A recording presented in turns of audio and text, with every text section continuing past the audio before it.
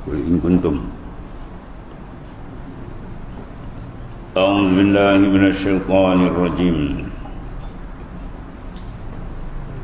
قل إن كنتم تحبون الله فاتبعوني يحببكم الله ويغفر لكم ذنوبكم والله غفور رحيم قل أطيعوا الله والرسول فإن تولوا فإن الله لا يحب الكافرين. Kul, mana katakan olehmu, wahai engkau yang diciptakan dengan citra kami, yang di dalam dirimu bersemayam manifestasi semua sifat dan nama kami, dan yang berakhlak dengan semua akhlak kami. Siapa dia? Rasulullah SAW.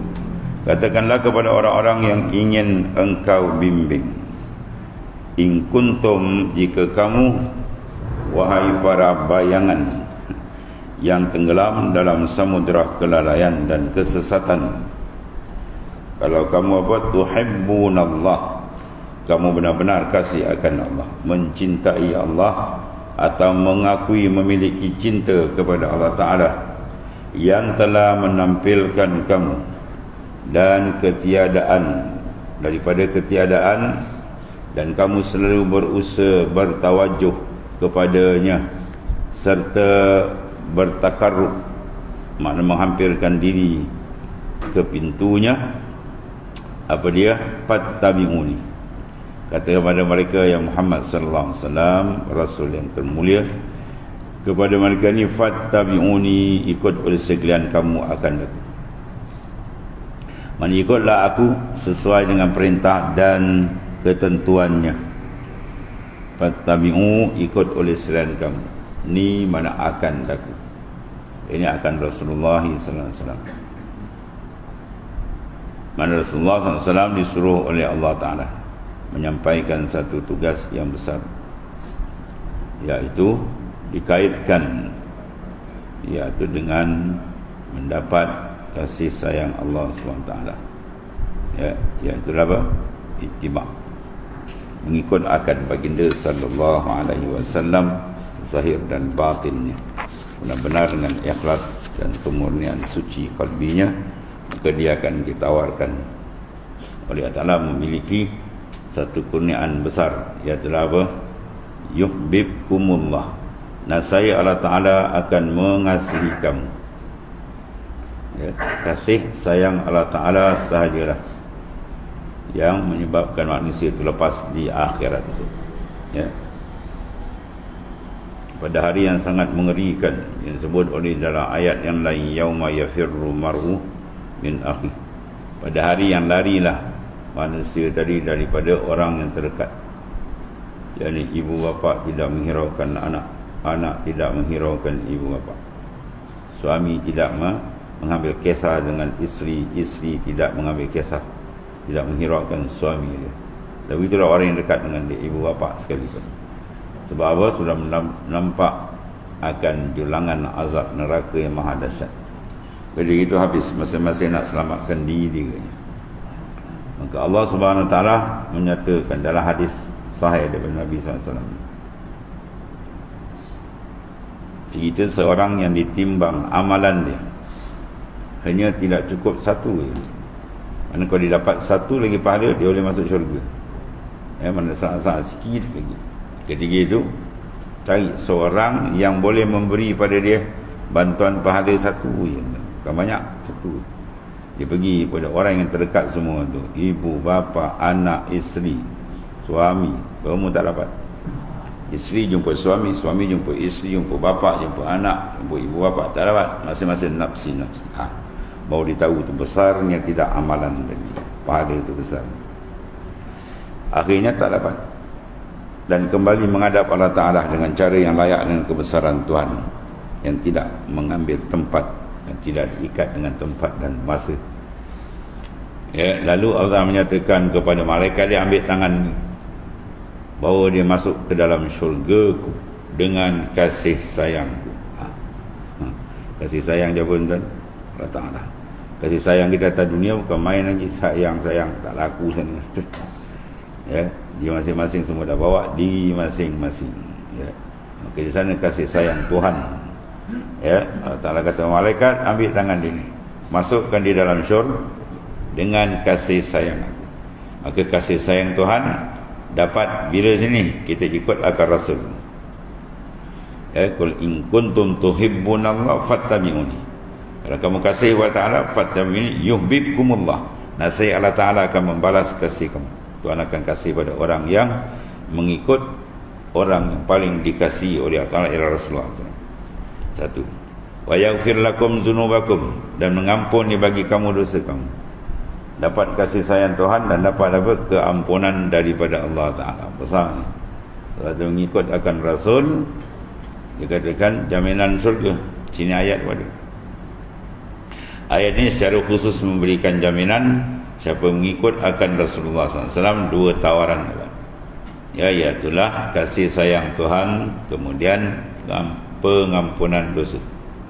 Ya, besar. Dan dalam hadis buat Nabi sebut, iaitulah man tamassaka bi sunnati dakhala jannah. Siapa berpegang teguh dengan sunnahku, maka jaminan syurga daripada Allah Ta'ala. Mana dia dapat jaminan syurga? Bila dia pegang akan sunnah Nabi sallallahu alaihi wasallam. Maka memegang kepada sunnah Nabi, ikut jalan dia, menyebabkan seorang mendapat redha dan kasih sayang Allah Ta'ala. Qala Allah Ta'ala wa yaghfir lakum, jadi yuhibbukumullah, nasihat Ta'ala mengasihi kamu, mendekatkan kamu ke sisinya, serta mengantar kamu pada perjumpaan mulia dengannya. Mana muka syafah macam-macam dibuka oleh Allah Ta'ala bila seorang tadi mengikut akan Rasulullah SAW. Tapi ikut betul lah, ikut zahir dan batin, syariat dan hakikat, semua itu dibawa oleh Nabi SAW. Jangan ikut sekat-sekat. Wa yaghfir lakum, dan mengampuni kamu. Mana menutup segala dan serta menghilangkan, itu mana ampun. Kita minta istighfar. Apa makna istighfar? Lepas istighfar tu sin dan ta pada kita, istighfar dipanggil sin tali talab. Istighfar mana apa? Talabul maghfirah, menuntut akan keampunan. Dia dapat keampunan Allah Ta'ala, ya, jaminan syurga lah untuk dia. Ya, bila dia dapat ampun, mana dosa dia apa? Dihapuskan, ditutup serta dihilangkan. Tu makna dia. Sebab istighfar wajib, taubat wajib. Dua-dua tu benda yang berasingan. Taubat satu kewajipan, istighfar satu kewajipan. Ya, istighfar dengan taubat lain. Bukan taubat tu istighfar tu taubat. Taubat dia ada rukun dia. Ialah semua tu rukun dia ialah qalbi, hati. Bermakna dia menyesal. Menyesal tak mau buat, itu hati. Qalbi. An-nadam huwa taubah. Lepas daripada menyesal, azam akan buat lagi. Lepas tu ikhlas tinggal. Adapun istighfar itu minta keampunan supaya Tuhan tutup serta menghilangkan dosa. Dua-dua tu wajib. Astaghfirullah wa atubu ilaih. Contoh lafaz astaghfirullah, aku mohon keampunan ya Ta'ala, wa atubu ilaih, dan aku minta dan aku bertobat kepadanya.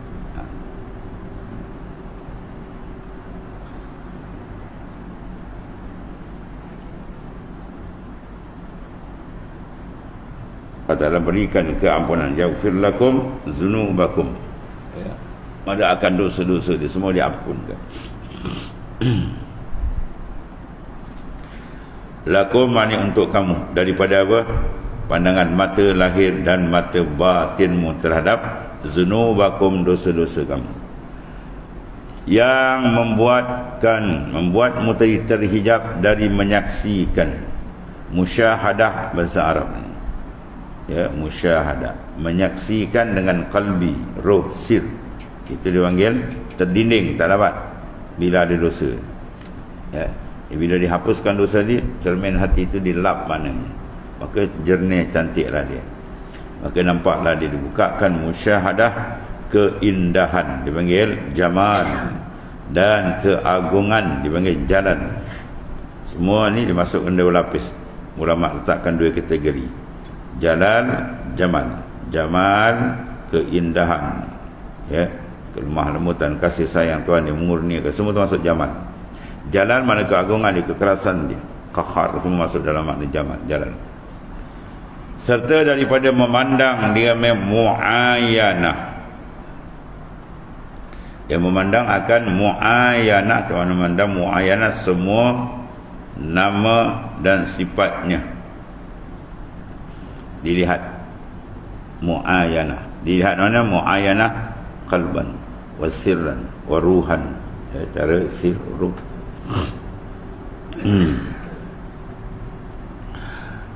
Atau dibukakan. Bila tu dapat keampunan, dapat keampunan dosa, dibukakan benda tersebut. Sebab apa? Bila dosa tadi dah ampunkan, dia hilang, dia bersih. Bila bersih, dapat tawaran mana? Bila diikut akan Rasulullah SAW. Ikut Rasulullah SAW, dia dapat tawaran tadi, ampun dosanya, ya, dapat kasih sayang dia Ta'ala. Dan bila dapat kasih sayang, terampun dosa, terbuka hijab.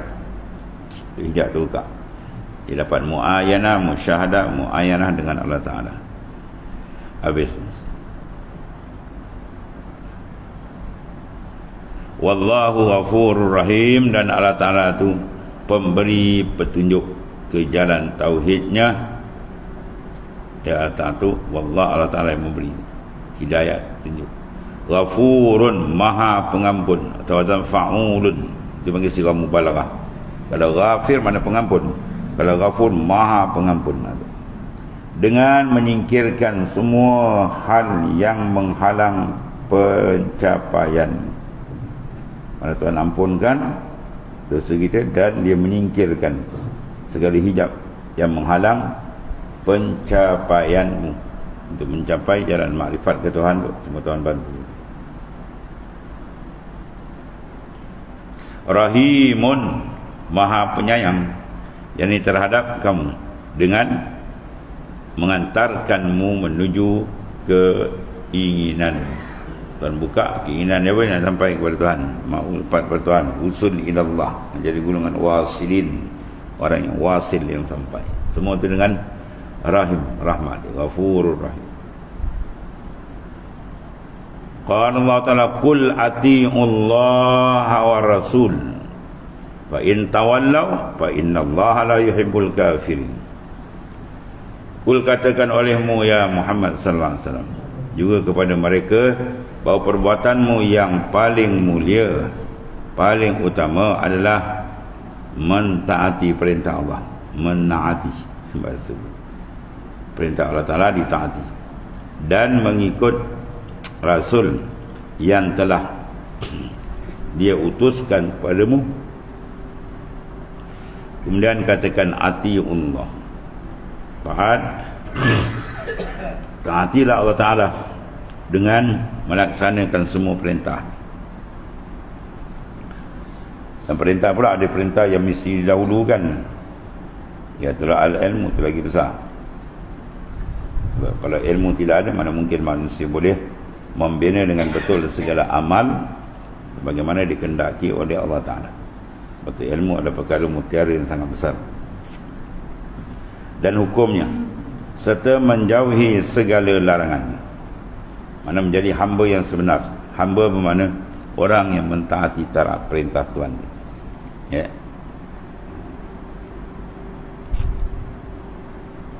Apa saja dia suruh Tuhan, dia kena buat.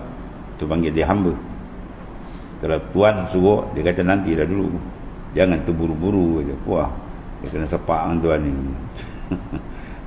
Kurang ajarnya hamba tu, ya.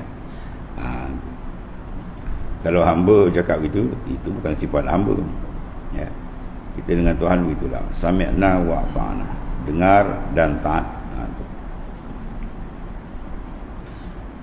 Allah melaksanakan semua perintah dan hukumnya, serta menjauhi segala larangannya, sebagaimana yang telah terhasil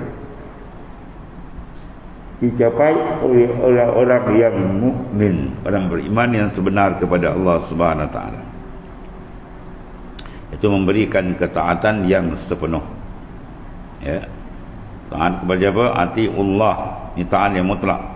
War Rasul, dan taati jugalah Rasul yang telah menyampaikan kitabullah kepadamu, yang telah menjelaskan kepadamu apa yang dimaksudkan oleh kitab itu sendiri. Kitab satu penjelasan, itu takut ada kitab tapi tak faham, tak jelas pun masalah juga. Atau yang dikehendaki lain, dia faham lain pun masalah juga. Sebab itu Rasul sebagai syarih, orang yang memberikan huraian. Jikalau maknanya kamu maknanya apa? Taat. Jika mau taat, maka mereka pasti akan mendapatkan apa yang telah didapati oleh orang-orang mukmin. Mukminul kamil, yang sempurna.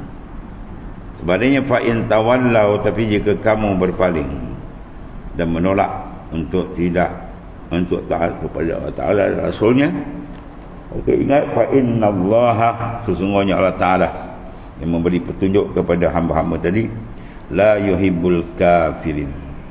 Dia tidak menyukai, dia benci kalau bahasa kita, kepada orang yang kafir, mana orang yang ingkar dengan arahan dia. Pertama, arahan besar apa? Mentauhidkan dia. Maka kafir, dia mensyirikkan Tuhan, yang baru dia menyangka ada seorang makhluk yang setara dengan Tuhan. Itu semua sesat yang paling besar kan. Bahkan dia kekal dalam neraka, wal'ayazubillah. Yang di antara mereka ada yang Allah Ta'ala tidak berkenan, ya, dekat dan tidak maknanya redha. Allah tak berkenan langsung. Bahkan dia justru mengazab, Allah Ta'ala azab dan menjauhkan mereka daripada kemuliaan, ya, makna hadir ataupun kemuliaan, iaitulah hadrah, hudur bersamanya. Mana Tuhan tutup. Ini ada sebab-sebab kes ialah besar ni, iaitu kekufuran. Sebab kufur ni engkar, ya, ketuhanan Allah Ta'ala besar, cedera dia habis, maknanya akidah dia rosak. Kemudian ketika Allah SWT mencintai dan meridai hamba-hambanya Allah Maja'alam, yang telah mengakui kekasihnya dan Rasulnya, itu Nabi besar kita Muhammad SAW, yang diciptakan berdasarkan citranya dan berakhlak dengan akhlaknya, Allah Ta'ala meletakkan makna sifat-sifat yang mulia. Sebab Allah Ta'ala bersifat dengan mulia, tapi bukan makna hakikat dia sama, ya, bukan makna dia tu Tuhan, bukan. Ada berakhlak dengan akhlak yang dikasihi oleh Allah Subhanahu Wa Ta'ala. Maka muncul dugaan bahawa Rasul itu dengan semua manifestasinya muncullah, iaitu pertanyaan, apakah sebenarnya letak keistimewaan terpilihnya hamba tertentunya sehingga ia harus diikuti oleh hamba Allah yang lain. Timbul apa istimewanya?